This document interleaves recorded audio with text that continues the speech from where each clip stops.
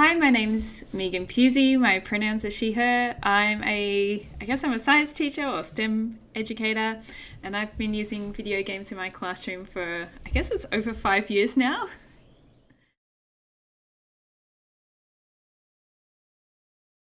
Yes, I would describe myself as a gamer. I've been playing video games for, I guess, throughout my whole childhood and into adulthood. So, yes. Lately, I've been playing a mix of games. I have been playing Hades on the Switch. I've actually just started playing Pokemon Unite on the Switch as well, which is lots of fun. And just a few little story games here and there, like Chicory and Boyfriend Dungeon.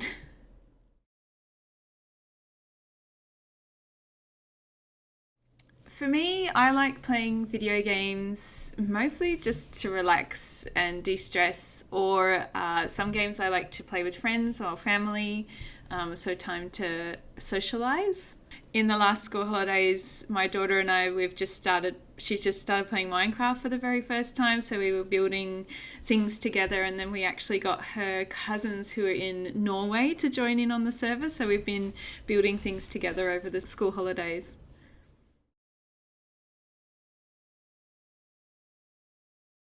I guess what prompted me to use video games in the classroom was obviously, I play video games as a hobby myself, so I quite enjoyed them and saw the potential to use them as a learning tool. And what prompted me to use them was I saw stories of other people using them online, and at the time there was an education edition of Minecraft, and I went, oh, this is actually a thing. People actually use video games to teach with, and I thought it combined, two areas that I'm really interested in. So that's then I just started experimenting and trying things out.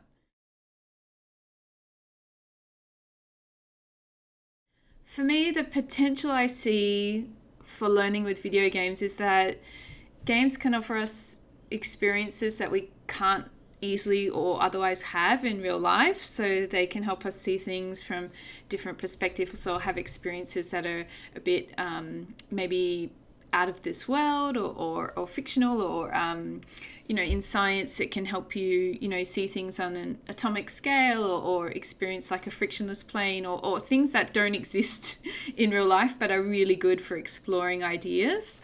And I think the other thing or the main reason I really wanted to use them was to help engagement in my classes. Sometimes the content can be a little bit dry, and I really wanted to get students engaged with the content rather than just relying on more traditional activities.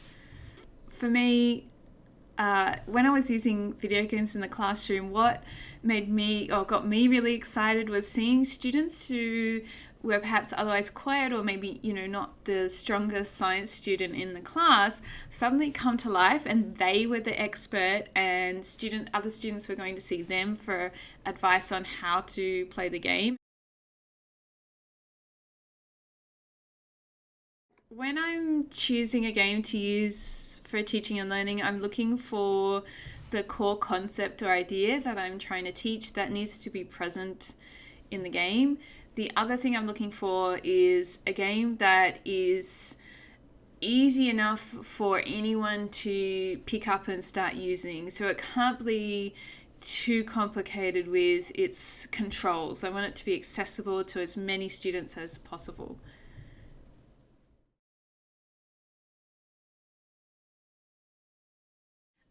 I've used a range of games. I think the most popular is Minecraft, the education edition. We've also used Universe Sandbox, Contraption Maker, and Osmos. They're probably my go-to science games.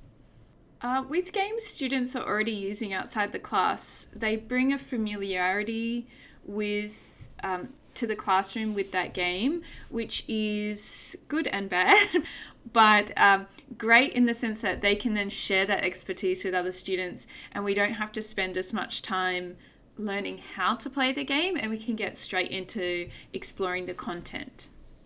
It's more the kids who have played the game before are very excited. They want to show off what they can do and what they know. And so sometimes they can get a little cheeky and off task. So it's having to rein in and focus that excitement on the right things.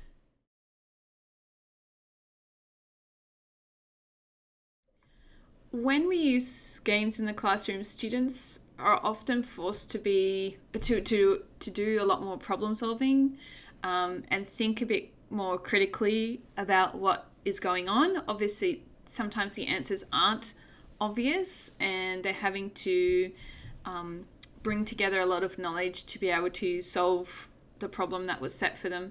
The other thing that I see in a lot of the times that we use games is collaborative problem solving. So the students are naturally talking to one another and problem solving together.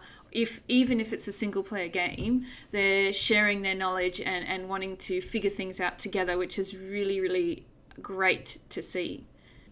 So using video games in the classroom, students are collaboratively problem solving, they're using their critical thinking skills and really working together to solve the task set for them. When I run a video game lesson, engagement is always a lot higher than in perhaps other lessons, and I think that's one of the key reasons I keep coming back and using them. And the students know that it is also a privilege to use these tools, so they don't take it for granted. So I had some students who I would describe as, your average run-of-the-mill C grade sort of student who tried their best in science, but maybe weren't always getting the marks that they'd hoped for in official assessments. But when it came to the Minecraft lessons in particular, they had played Minecraft at home, and so they knew a lot about Minecraft, and I think it made them feel more at home in the science classroom, and then they could share their knowledge with their friends and other students and help them learn how to play Minecraft. So suddenly they felt like the expert when previously they had not. And I think it helped them feel more engaged in our science lessons.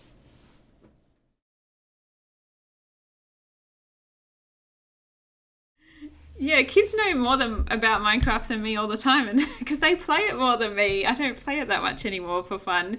I just use it for work. But I try and tap into that and go, okay, well, show me what you did, or show the class what you did, or how did you do that? And we have a chat about it. And it's I think they see it as it's a great relationship building with those students, and they feel really proud that they know more than you on something. And I think if you're willing to accept that that's going to happen and you're willing to go with it, it's fantastic.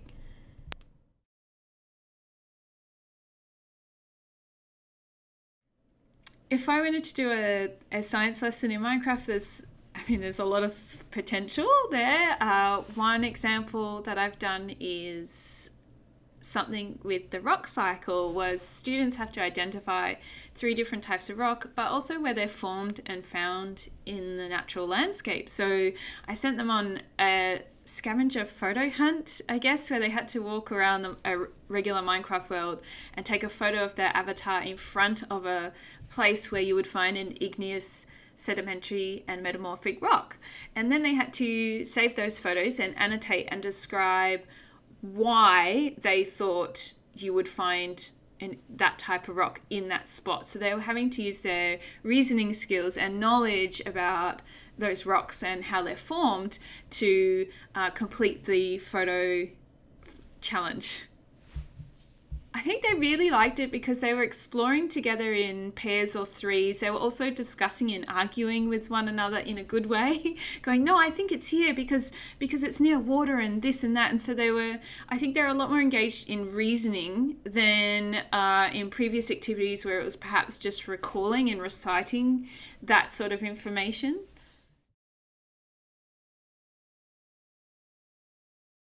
I think tip number 1 is either have a really, really fantastic, relevant game in mind, or tap into games that your students are already playing and use that engagement in those games.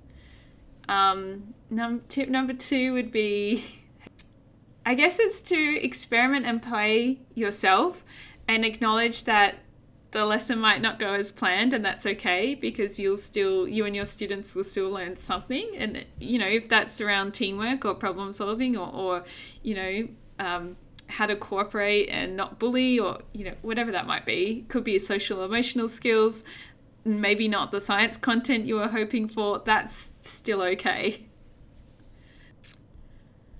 I'd say it's just like teaching with any text, a novel or a movie or a TV show. You don't need to know the ins and outs of how they work to be able to appreciate that they are great texts to study.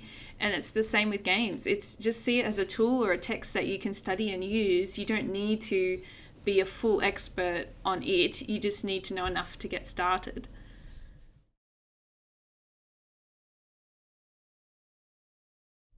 When I was teaching and I wanted to start using video games in my classroom, I looked online for ages to find resources, and I could barely find anything. And so I was really flying by the seat of my pants and experimenting as I went along. So to have a library of lesson plans would have helped me so much.